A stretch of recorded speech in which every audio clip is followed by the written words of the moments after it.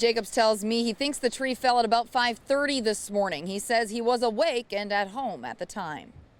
Actually, as we were standing here, some debris from a roof nearby. It is extremely windy here. We had some debris flying at us. Right over here, you can see a power pole down. Electricity is out for some residents here. 41st is blocked off, and you can get on some of Louise Avenue, but there is water covering the road there as well. If you look over my shoulder, there's a car stuck in the water. The road hasn't been blocked off, but I assume at some point it probably will because more people are coming down. It's a nice day out, and a lot of demonstrators are congregating in this area to block 3rd Avenue. So we'll keep you posted on what's going on here outside the Hennepin County Courthouse. What are you hearing from these demonstrators tonight? Well, Tom, these parents are making their voices heard about at-home learning. They want their kids back in the classroom. This is actually the 3rd protest this group has held. It's a smaller group here tonight, but they are trying to get the attention of the Rochester Public School Board. As you mentioned, that meeting going on right now. A smaller group, but the ones here tonight are vocal about what they want. They want those kids back in the classroom. And Kim Tim is right over here. She has 3 kids in the school system. And Kim, you want your kids back in the classroom. Why was it important for you to be out here tonight?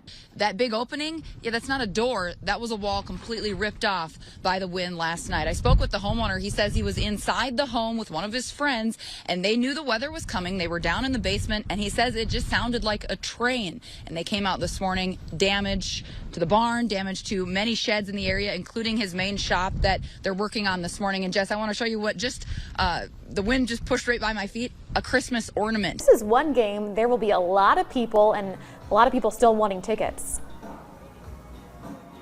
Yeah, absolutely, Courtney. A lot of people excited for the big game. In fact, a lot of people here, we're in St. Paul at the Ice Palace. A lot of people here have tickets to the game, and worrying about fake tickets really isn't something they want to do. Minneapolis police say it is something that is a problem, though, but it's not only tickets. The home that started on fire is a total loss, and at this time, the cause of the fire is still unknown.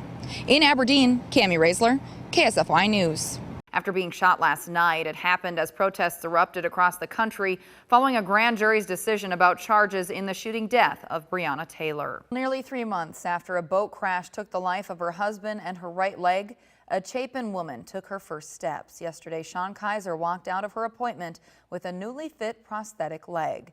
Sean lost her right leg in that boat crash on September 21st on Lake Murray near the Lighthouse Marina. AAA also estimates about 7 million Americans will be flying for the holidays, the most since 2003. With that many people heading to the airport, experts say there could be some delays there as well. Here's a look at the flight statuses at Columbia Metropolitan Airport.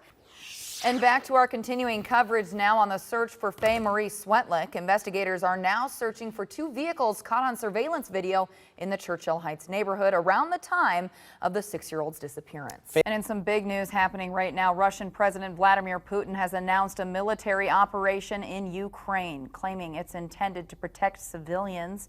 In a televised address, Putin said the action comes in response to threats coming from Ukraine. He added that Russia does not have a goal to occupy Ukraine. Players have touched down in Phoenix, Arizona ahead of the 49th annual PlayStation Fiesta Bowl. Clemson is the number 3 seed in the college playoff, and on Saturday they will face off against number 2 Ohio State. Hey Thor, definitely a tough one for Jacks fans. The Jacks actually never led the game, and they were tied twice at 0 and when the clock hit 0 at the end of regulation.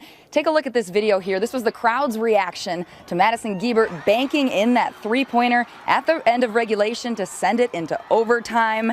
It just wouldn't be enough, though. The Wildcats were too good from beyond the arc tonight.